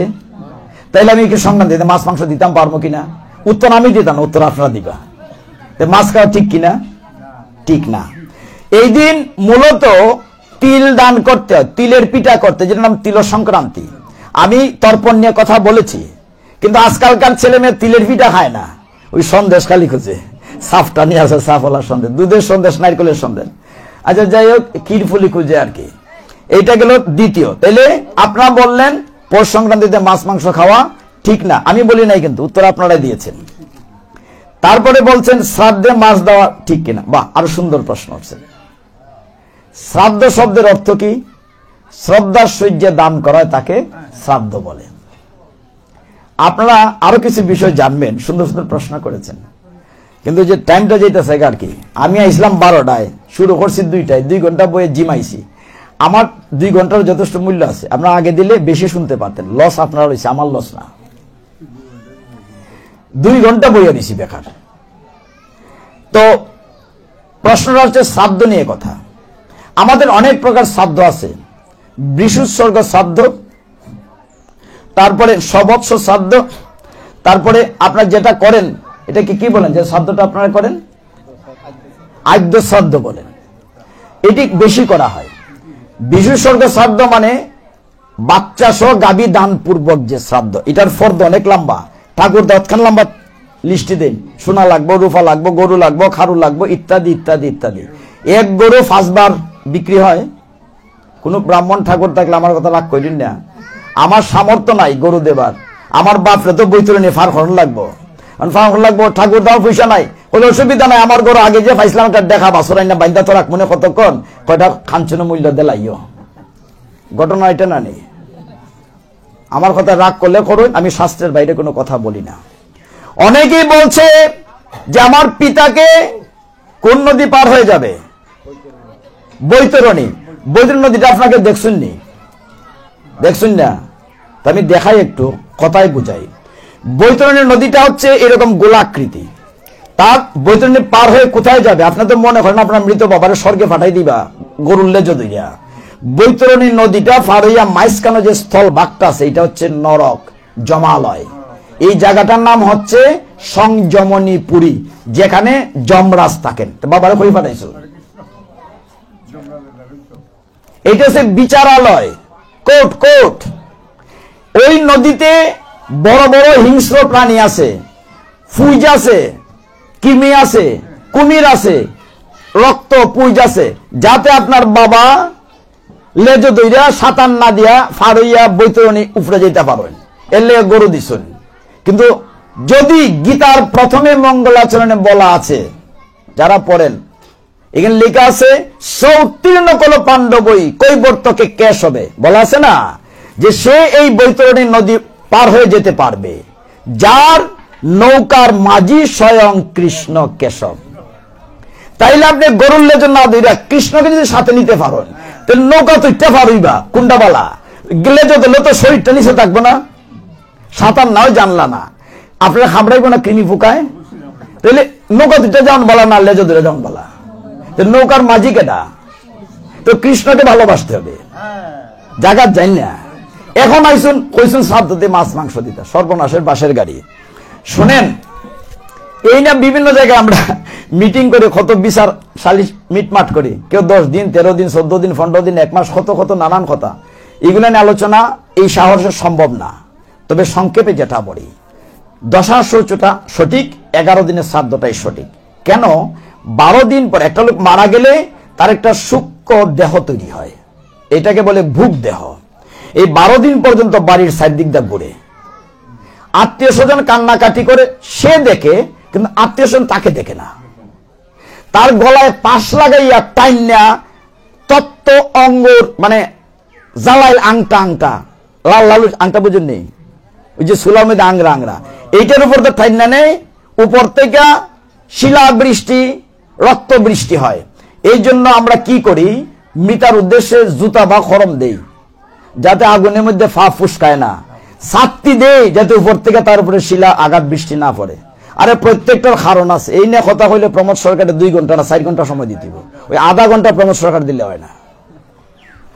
তখন 12 দিনের পরে এই ভূক দেহটাকে যমদূতরা টেনে জমালয়ে নিয়ে যায়, যত পুণ্য পাপ জমালয়ে আগে নিয়ে যায়, এখানে বিচার হয়, জাস্টিস বিচার হয়। এখন অনেকেই বলেন একাদশীর দিন শ্রাদ্ধ বললে করতাম না নি, উত্তর হইল দৈন্তন্য না, কেন না, কেন করা যাবে না? আগে একাদশী কি জানতে হবে। একাদশীতে পঞ্চশস্য নিষেধ, বাকিটা কই না, এই জায়গাটা খালি কই, সময় লাগবো। পঞ্চশস্যর ভিতরে পাপ পুরুষ ঢুকে যায়, সেটা আটা হোক, চাল হোক, গম হোক, এটার ভিতরে পাপ পুরুষ ঢুকে। আপনি সন্তান হিসাবে পিণ্ডদানের জন্য আপনি কি পিতাকে পাপ খাওয়াবেন? আমি বলছি না, হ্যাঁ না বলবো না, আপনি খাওয়াবেন কিনা? তাইলে আপনি একাদশীর দিন শ্রাদ্ধ কেন করবেন? বলবেন আমি আটা দিয়ে পিণ্ড দিলাম, সালমা দিতাম না। আর আটাও তো পঞ্চশস্যের একটা, ওইটার ভিতরে পাপ পুরুষ ঢুকে আছে। আমি কিন্তু বলছি না যে আপনি করবেন কি করবেন না, শাস্ত্র কি বলছে সেটা তুলে, সিদ্ধান্ত আপনার। ঠিক এইভাবে আপনার পূর্বপুরুষের শ্রাদ্ধাদি অনুষ্ঠানে আপনি যেহেতু বৈষ্ণব সেবা সামনে রেখে 13 দিনের অনুষ্ঠান করে থাকেন এবং প্রতিটি কাজ ভগবানকে নিবেদন করে করেন, অতএব শ্রাদ্ধে মাছ মাংস নিষিদ্ধ, এগুলো তামসিক। আপনি পুত্র হিসাবে, পুত্র শব্দের অর্থ কি? পুত্র শব্দের অর্থ হচ্ছে যে পিতা মাতাকে পুত নামক নরক থেকে উদ্ধার করে। এখন আপনি পুত্র হিসাবে পিতাকে উদ্ধার না কইরা আরো নরকে ডুবাইবেন কিনা, এটা আপনার দায়িত্ব, এটা আপনি জানেন। আমি বলবো না হা না। তার মানে ওই সময় শ্রাদ্ধতে মাছ মাংস নিষিদ্ধ, অ্যাবসলিউটলি স্ট্রিক্টলি প্রহিবিট। এটা করা যাবে না, শাস্ত্র অনুমোদন দেয় নাই। আপনার যদি আর প্রশ্ন না থাকে আমি একটু এই জায়গা থেকে লিঙ্ক করছি। কিন্তু আজকাল অনেক ক্ষেত্রেই জিহ্বার লালসায় ইতিউতি দেয়, মানে আমরা ওটা মুচ্ছা দিতে করলে না, হ্যাঁ অত বড়টা দিয়ে ফালাইলে না, এটা খাইতাম। আমি একটু আগে কিন্তু বলছি গীতার একটা শ্লোক দিয়ে, ইয়ত করোষি ইয়ত স্নাসি, তুমি যা করো যা খাও ভগবান বলছে আমাকে নিবেদন করে খাবে। গীতা ভাগবত কোথাও কি লেখা আছে ভগবানকে এইসব খাবার দেওয়া হয়েছে? গীতায় বরঞ্চ ভগবান অর্জুনের প্রশ্নের উত্তরে 9ম অধ্যায়ে 26 নম্বর শ্লোকে বলেছেন, পত্রং পুষ্পং ফলং তুং ইউমে ভক্তা প্রযচ্ছতি, তুমি কেবল পত্র পুষ্প ফল জল দিলেই আমি পাবো। ভগবান বলেন নাই? ভগবান কি বলছেন আমাকে ওইটা ওইটা ওইটা ওইটা দাও আমি পাবো? তাহলে ভগবান যেহেতু অনুমোদন দেন নাই, আমরা ওই দিকে যাব না। ক্লিয়ার? আমরা আর 10 মিনিট দিয়ে শেষ করবো, অনেকক্ষণ হয়ে গেছে। একটা শ্লোক বলতে চাইছিলাম গীতার, আপনার হাসি খুশি দেখে আপনার প্রশ্ন শেষ তো?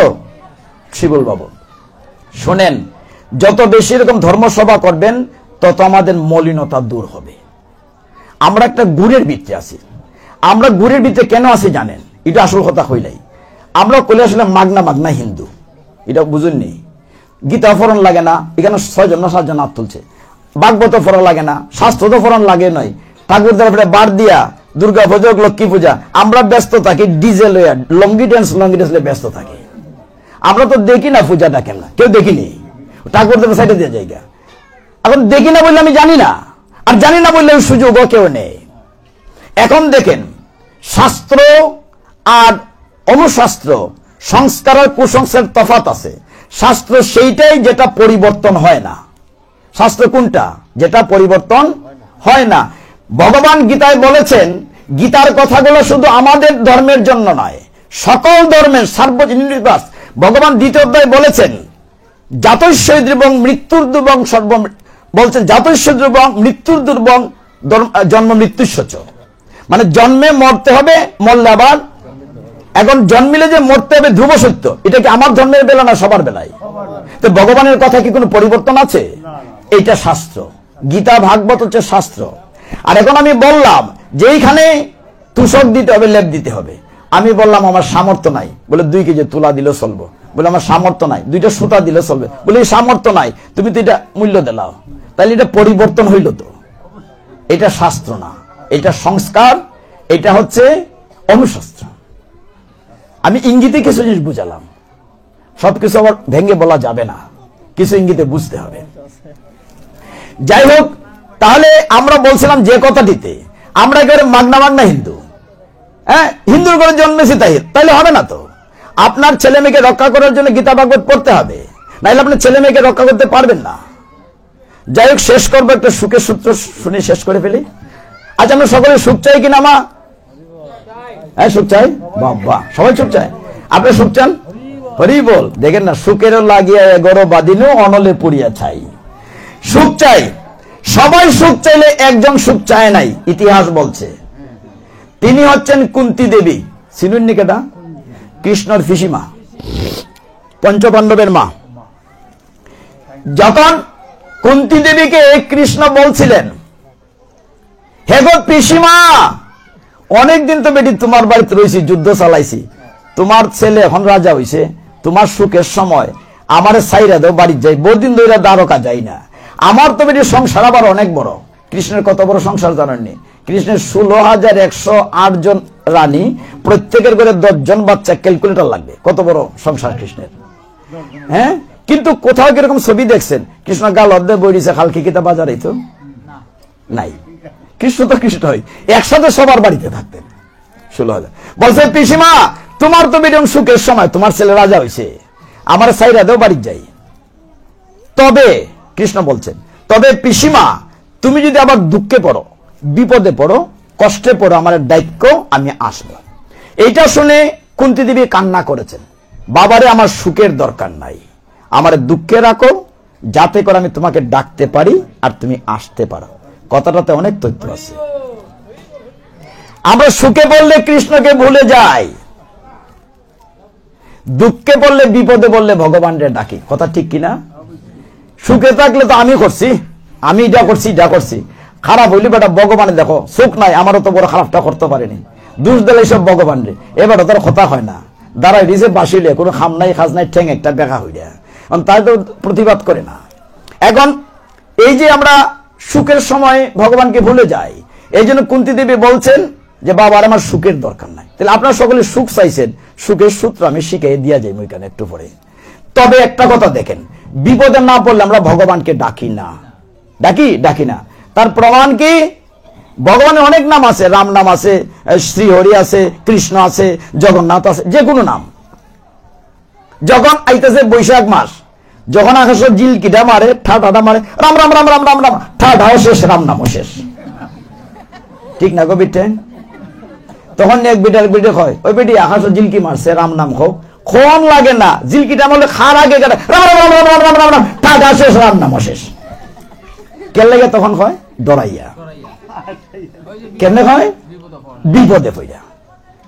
মনে রাখতে হবে আমরা সবসময় বিপদে আছি। ভগবানের জন্য গীতায় বলছে, অর্জুন যুদ্ধ চ মাম অনুস্মর, তুমি যা যুদ্ধ করো আমাকে স্মরণ করে পড়ো। যাই হোক, আপনারা সকলে সুখ চেয়েছেন, এখানে শিক্ষক মহোদয়রাও আছে। এখন সুখের সূত্রটা যদি না শিখে যায়, পরে আবার কইবে বেটা আইসে তো দূর থেকে, আমরা সূত্রটা শিখাই দিই। এখানে অনেক স্টুডেন্ট আছে, এই বছর এই ঘরেও দেখছি ইন্টারমিডিয়েট বই আছে। তো আমরা ছোটবেলা অনেক সূত্র পড়তাম, অঙ্ক সূত্র, a + b² a² + 3b + b², সূত্র পড়তাম না? সুখের একটা সূত্র আছে। সবাই যেহেতু সুখ চাইছেন, সূত্রটা শিখাই দেওয়া যায়। 10 মিনিট ধৈর্য ধরেন, পেটে ক্ষুধা লাগছে বেশি, ক্ষুধা লাগলো ছাড়তাম না, সূত্র শিখাই দেওয়া যায়। এটা হচ্ছে গীতার 17 অধ্যায়। 17 অধ্যায়ের নাম কি? যারা গীতা পড়েন, সপ্তদশ অধ্যায়ের নাম কি কেউ জানেন? শতরোধ্যায়ের নাম হচ্ছে শ্রদ্ধাত্রয় বিভাগ যুগ।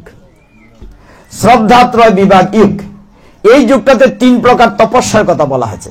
কায়িক তপস্যা, বাচনিক তপস্যা, মানসিক তপস্যা। কায় মন বাক্য। কায়িক তপস্যা কি? ওই যে চন্দন বাটলেন, ভগবানের রান্না করলেন, নৃত্য করলেন, কীর্তন করলেন, এগুলো হচ্ছে কায়িক তপস্যা। মুখ দিয়ে যে ভগবানের গুণ কীর্তন করলেন, বাচনিক তপস্যা। মনে মনে ভগবানকে স্মরণ করলেন, মানসিক তপস্যা। এই অধ্যায়ে 17 অধ্যায়ের নাম বলছি, খুব মন দিয়ে শুনতে হবে। সুখে সূত্র হারাইলে জীবনের 2বার পাইতেন না। এই সূত্রটা মানলে জীবনে সুখ পাবেন, টাকা পয়সা লাগতো না সূত্র শিকার লেগে, শুনলেই হবে। বলছেন ভগবান 17 অধ্যায়ের 15 নম্বর শ্লোক। কত নম্বর বলছি? ফরে গিয়া মিলাই লিবা। এখানে ভগবান বলছেন অনুদ্বেগ করম বাক্যম সত্যম প্রিয় হিতং চৈয়ত শ্রদ্ধায় বাসনম চ এব বাংময় তপ উচ্চতে। সংস্কৃত বুঝলাম না, বাংলা হই। ভগবান বলছেন অনুদ্বেগ করম বাক্যম, মানে এমন কোন কথা বলা যাবে না যাতে করে অন্যের উদ্বেগ হয়।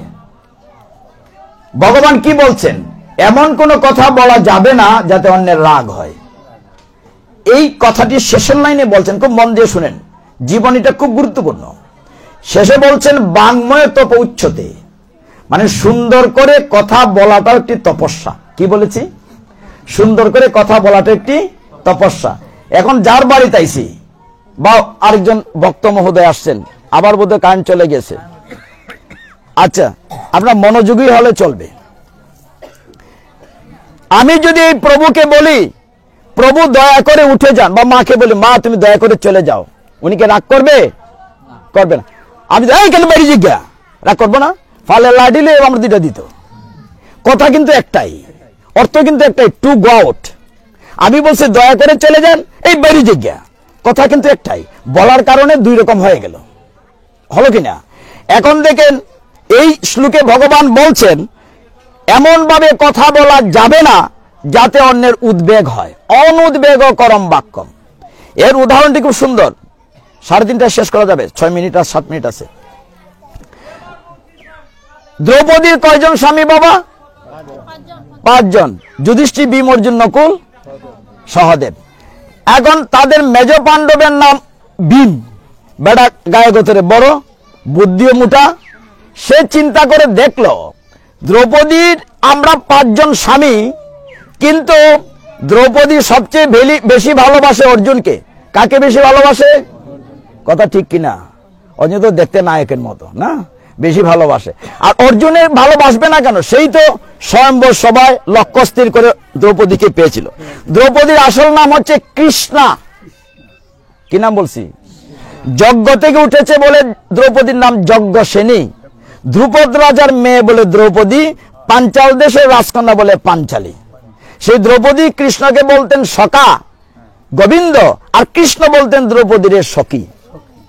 এখন ভীমে চিন্তা করলো দ্রৌপদী আমার চাইতে অর্জুনকে বেশি ভালোবাসে, অথচ যুদ্ধ করেছে বেশি আমি দুর্যোধনের উরাত ভেঙেছি, আমি দুঃশাসনের বুক ছাতি ছিঁড়ে রক্ত পান করেছি, আর দ্রৌপদী কিনা অর্জুনকে বেশি ভালোবাসে। আমার কি করে অর্জুনের বেশি ভালোবাসা পাওয়া যায় দ্রৌপদীর, এই চিন্তা করতে হবে। এখন ভীমে তুলনা করলো, সে ধনুর্ধর আমি গদাধর, সে যোদ্ধা আমি যোদ্ধা। এক জায়গায় গিয়ে ভীম আটকে গেল। কোথায়? অর্জুনে গান বাজনা জানে, ভীমে গান বাজনা জানে না। অর্জুনে বৃহস্পতির কাছ থেকে গান বাজনা শিখে এসেছিল, মনে আছে আপনাদের? অজ্ঞাতবাসে যখন বৃহন্নলা সেজে নাচ গান শিখেছিল উত্তরাকে, কাজে অর্জুনে গান বাজনা যে। খুব মন দিয়ে শোনেন, আর 2 দিন পরেই ভালোবাসা দিবস আসতেছে। কি নাম? ভ্যালেন্টাইন ডে, 14 ফেব্রুয়ারি। খামো লাগবো, একটা হারমোনিয়াম আনলো, গান শিখতে হবে। এ যত বড় বেড়া অত বড় হারমোনিয়াম ঘরের ভিতরে রেওয়াজ করতে শুরু, সারেগা সারেগা। এখন ভীম যত বড়, মাইক থাকলে ভালো লাগবে না, মাইক তো নাই। এখন রেওয়াজ করতে শুরু করেছে। কোথায় শান্তি আসলো? ঘরের শান্তি নাই, ঘর কাঁপতেছে, ঘরের ভিতরে ডিজে বাজতেছে। এটা তো বলেছি না, দুম্বুর দুম্বুর করে বাজে। ভীমের রেওয়াজ করতেছে, ঘর কাঁপতে শুরু করছে। এই নকুল, এই সহদেব যাও না, এটা বন্ধ করো না, এর চিৎকারে তো খান ফাইটটা জিতেছে গা। নকুলে সহদেবে কয় আমরা যে যাইতাম, দাদার যে বড় মুইট যদি একটা মারে, ভাই অর্জুন তুমি যাও না, এর বন্ধ করো না। ওর জন্য হয় এমনি আমার সাথে লাগা লাগে, আমি কেমনে যাই। গড় কে বাকি থাকলো? থাকলো যুধিষ্ঠির, বড় ভাই। যুধিষ্ঠির তোমার ধর্মরাজ, তার কাছে সব ন্যায়। সব ভাইয়েরা বলে এটা বন্ধ করো না, চিল্লাচিল্লি। এর চিল্লান্ত করে থাকতাম পারতাছি না। এ গান শিখতো এই বয়সে, বুড়া হালা রেওয়াজ করতেছে। তার উদ্দেশ্যটা কি? কি করে দ্রৌপদীর বেশি ভালোবাসা পাওয়া যায়, কি করে অ্যাশ, কি করে ভ্যালেন্টাইন হবে, এই চিন্তায় সে মগ্ন। তখন সে রেওয়াজ করতেছে চোখ মুজে। যুধিষ্ঠির বললেন, হে ভাইরা, এই বৃদ্ধ বয়সে, বড় বয়সে আমার মেজ ভাইটি গান শিখতে চেয়েছে, তোমাদের যদি ভালো না লাগে অন্য ঘরে চলে যাও।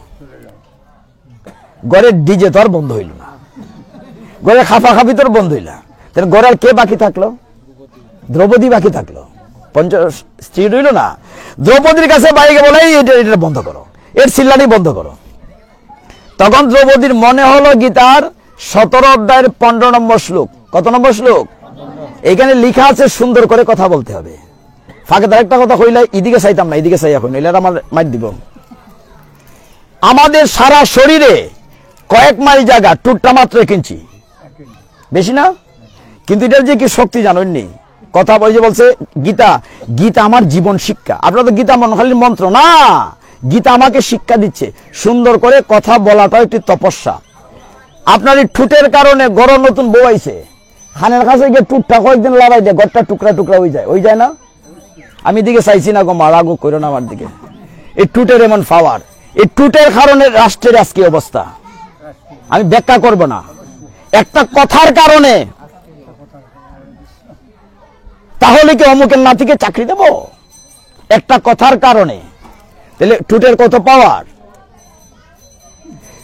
এখন এই জায়গাটা যদি কন্ট্রোল না করতে পারেন, গীতা বলছে বাংময় তপোচ্ছতে, গীতার শ্লোকটা স্মরণ করে, গোবিন্দকে স্মরণ করে দ্রৌপদী গেল ভীমের সামনে। ভীমে কি করছে তখন? রেয়াজ করছে। কি করছে? রেয়াজ করছে। গিয়ে বলো, স্বামী, আহারে আপনার কণ্ঠটি কি মিষ্টি, আপনি গান শিখছেন? খুব ভালো, খুব ভালো গান শিখছেন।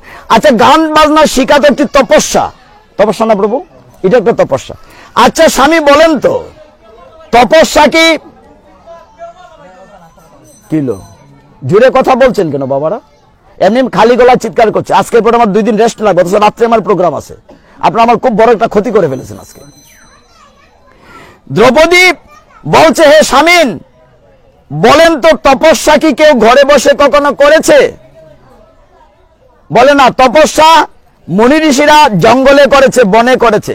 যদি তপস্যা বনে জঙ্গলে করে থাকে, আপনি এখনো ঘরে বসে আছেন কেন? তখন ভীমে বলছে, তাই তো দ্রৌপদী, সত্যি তুমি আমাকে ভালোবাসো। এই কথাটা তো কেউ বলেনি। হ্যাঁ, সাথে সাথে হারমোনিয়াম নিয়ে জঙ্গলে গেছে গান শিখবার লেগে। ঘরের ডিজে থামছেনি, বাকি রয়েছে, বাকি রয়েছে, শোনেন, বাকি রয়েছে। এখন এখানে মায়েরা যারা আছে, কোন সন্তান কি খেতে ভালোবাসে মা জানে। ভীমে কিন্তু বড় বড় রসগোল্লা পছন্দ করতো। ওই যে বক রাক্ষস বধ করতে রসগোল্লা খাইছে, পায়েস পছন্দ করতো। ভীম তো জঙ্গলে গেছে গান শিখবার লেগে। উদ্দেশ্য কি? দ্রৌপদীর ভালোবাসা পেতে হবে। দ্রৌপদী সারাদিন 1 হাঁড়ি না 7 হাঁড়ি রসগোল্লা রান্না করেছে, অনেক পায়েস রান্না করেছে। আর দিকে ভীম, খুব মন দিয়ে শুনে, শেষের জায়গাটা খুব মজার। ওইদিকে ভীম জঙ্গলে বসে চোখ মুজে রেয়াজ করছে, সারে গামা রেয়াজ করছে। গান শিখতে হবে, কিন্তু পেটের ক্ষুধায় তো আর গান মানে না। ভীম কিন্তু আরেক নাম হচ্ছে বৃকদর। এর ব্রিক নাম্বার পেটে রাক্ষস ক্ষুধা লাগতো, তাহলে খাইতো বেশি বেশি। দ্রৌপদী জানে এক সময় ভীম ঘুরে আসবে, সারাদিন রেডি করেছে খাবার টাবার। আর ভীম দিকে পেটের ক্ষুধার জ্বালায় চোখ খুলছে, সন্ধ্যা খেলা, সন্ধ্যা হয় হয়, চোখ খুললা দেখে তার সামনে বুড়া বেটি লাঠি নিয়ে বসে রয়েছে। আপনারা কইছি না, মানে একজন বুড়া বেটি লাঠি নিয়ে বসে রয়েছে। আপনার লাঠিও না, আপনি বুড়াও না। তো ভীমে চোখ খুললা দেখে তার সামনে কি একটা বুড়া বেটি লাঠি নিয়ে বসে রয়েছে। ভীমে কইতেছে, মা গো, আমি জঙ্গলে এসে গান শিখতাম, তুমি কেতা লেগেছ? বুড়া বেটি কইছে, বাবারে, আমার একটা গাধা হারিয়ে গিয়েছিল। চিৎকার শুনে ভাবলাম আমার গাধাটি বোধহয় গর্তে পড়ে চিৎকার করছে, এসে দেখি গাধা কোথায় তুমি। বুঝছেন কথা? বিবি কিন্তু ফইলা বুঝছে না, এর তো মোটা মাথা। মাইজি মাইজি কে বলে, কে বলে, ফের বলেঙ্গে, ফের বলেঙ্গে, বলো কি বলেছে, আবার বলো। বলছে বাবারে আমার একটা গাধা হারিয়ে গিয়েছিল। চিৎকার শুনে ভাবলাম আমার গাধাটি বোধহয় গর্তে পড়ে চিৎকার করছে, এসে দেখি গাধা কোথায় তুমি। ও তাহলে আমার কণ্ঠটি গাধার মতো কর্কশ, আমাকে তো দ্রৌপদী ঘরে থাকতে দেয় নাই, আমার বাণিজ্য সব গেছে, আজকে আমার গাধার সাথে তুলনা করছে, আমার বাণিজ্য পাংচার, আজকে আমি দ্রৌপদীকে। ঠিক কিনা? রাগ হওয়া স্বাভাবিক কিনা? মেজ পাণ্ডবের বাণিজ্য তুলে কথা আমার গাধার সাথে তুলনা করছে, খুব রাগ করে হারমোনিয়াম নিয়ে আসতেছে বাড়িতে। দ্রৌপদী তো জানে বেড়া আইব এক সময় ক্ষুধা লাগলে। দ্রৌপদী আগাই গেছে রাস্তার কাছে, গিয়া গাম মুছে দিতেছে। আহারে স্বামী, ওই শ্লোকটা মনে করছে, অনুদ্বেগ করম বাক্যম, উদ্বেগ করা যাবে না কথায়, খুব মিষ্টি ভাষায় বলতে হবে। গিয়ে বলছে স্বামী সারাদিন রাজ করেছে, নিশ্চয়ই আপনার অনেক পেটে ক্ষুধা লেগেছে। ক্ষুধা লাগছে মানে তোর কারণে আমি গাধা হয়েছি, মনে মনে হয় আর কি, পারলে তো একটা কিল দিলা, তোর কারণে মানিজ্জত গেছে। কিন্তু নারীর উপর হাত তোলা নিষেধ আছে। তখন কার সময়ে আমরা সিনেমা টেলিভিশন দেখতাম, আপনার দেখছেন সাদা খালা জামাই যখন খাওয়ান দে, বউ দেখতাম ফাঙ্কা দিয়ে বাতাস করতো, এরকম ছবি দেখতাম না টেলিভিশন নাটক সিনেমা, স্বামীরে বড় বড় খাওয়ান দিতেছে বা আমার দা বাতাস করে। আর এখনকার সিনেমাটার সংসারে কি জানেন নেই, স্ত্রী বলতেছে অগো টেবিলে খাবার আছে, তোমার তো তুমি খাইয়া লইও, আর আমার লেগে পারলে একটু গরম করে থইয়া যাইও। রাগ করেন না কেউ, সবাই ব্যস্ত তো কিতা কর্ম, আর আমরাও কপাল খারাপ। এখন দ্রৌপদী যখন বললেন তোমার কি ক্ষুধা লেগেছে, মনে মনে করে রাগ করেছে ভীম, মুখে বলছে না, তখন দ্রৌপদী কৃষ্ণকে স্মরণ করে এই সুখের সূত্রটা স্মরণ করে বলছে, জানেন আপনি যে ভালোবাসেন, উপর স্কেলে আপনি যে ভালোবাসেন বড় বড় রসগোল্লা, 7 হাঁড়ি রসগোল্লা রান্না করে, আর পায়েস কত যে রান্না করে, বেটা তো ফেটুক না নেই, যে রসগোল্লার কথা শুনছে কইটার রাগ, সমস্ত রাগ জল হয়ে গিয়েছে। সুখটা হচ্ছে এইখানে, কোথায় বলেছি, এই জায়গাটা। এটা গীতা শিক্ষা দিয়েছে, আমি বলি নাই। গীতা বলছে বাংময় তপোচ্ছতে, সুন্দর করে কথা বলাটা একটি তপস্যা। আমি যদি 5 ঘন্টা বলি কেউ উঠবে না, এটা কথা বলার টেকনিক। এইটি হচ্ছে ভগবানের ভালোবাসা, ভগবানের কৃপা, আপনাদের মতো ভক্তদের চরম দুলি। আমরা এখানে শেষ করব 3:30 বাজে। তো মহাপ্রভু যে নাম দিয়েছেন সেই নাম বলে শেষ করব সবাই মিলে। হরে কৃষ্ণ কৃষ্ণ কৃষ্ণ হরে হরে, হরে রাম রাম রাম হরে হরে, হরে কৃষ্ণ কৃষ্ণ কৃষ্ণ হরে হরে, হরে রাম রাম রাম হরে হরে, হরে কৃষ্ণ কৃষ্ণ কৃষ্ণ হরে হরে, হরে রাম রাম হরে হরে। হরিম তৎসৎ। আমার ভুল ত্রুটি ক্ষমা করবেন। ওম যদস্কর পরিভ্রষ্ট মাত্রাহীনং চ ইয়ৎ ভবেৎ পূর্ণং ভবতু তৎসর্বং তৎপ্রসাদাৎ। Subscribe to our YouTube channel.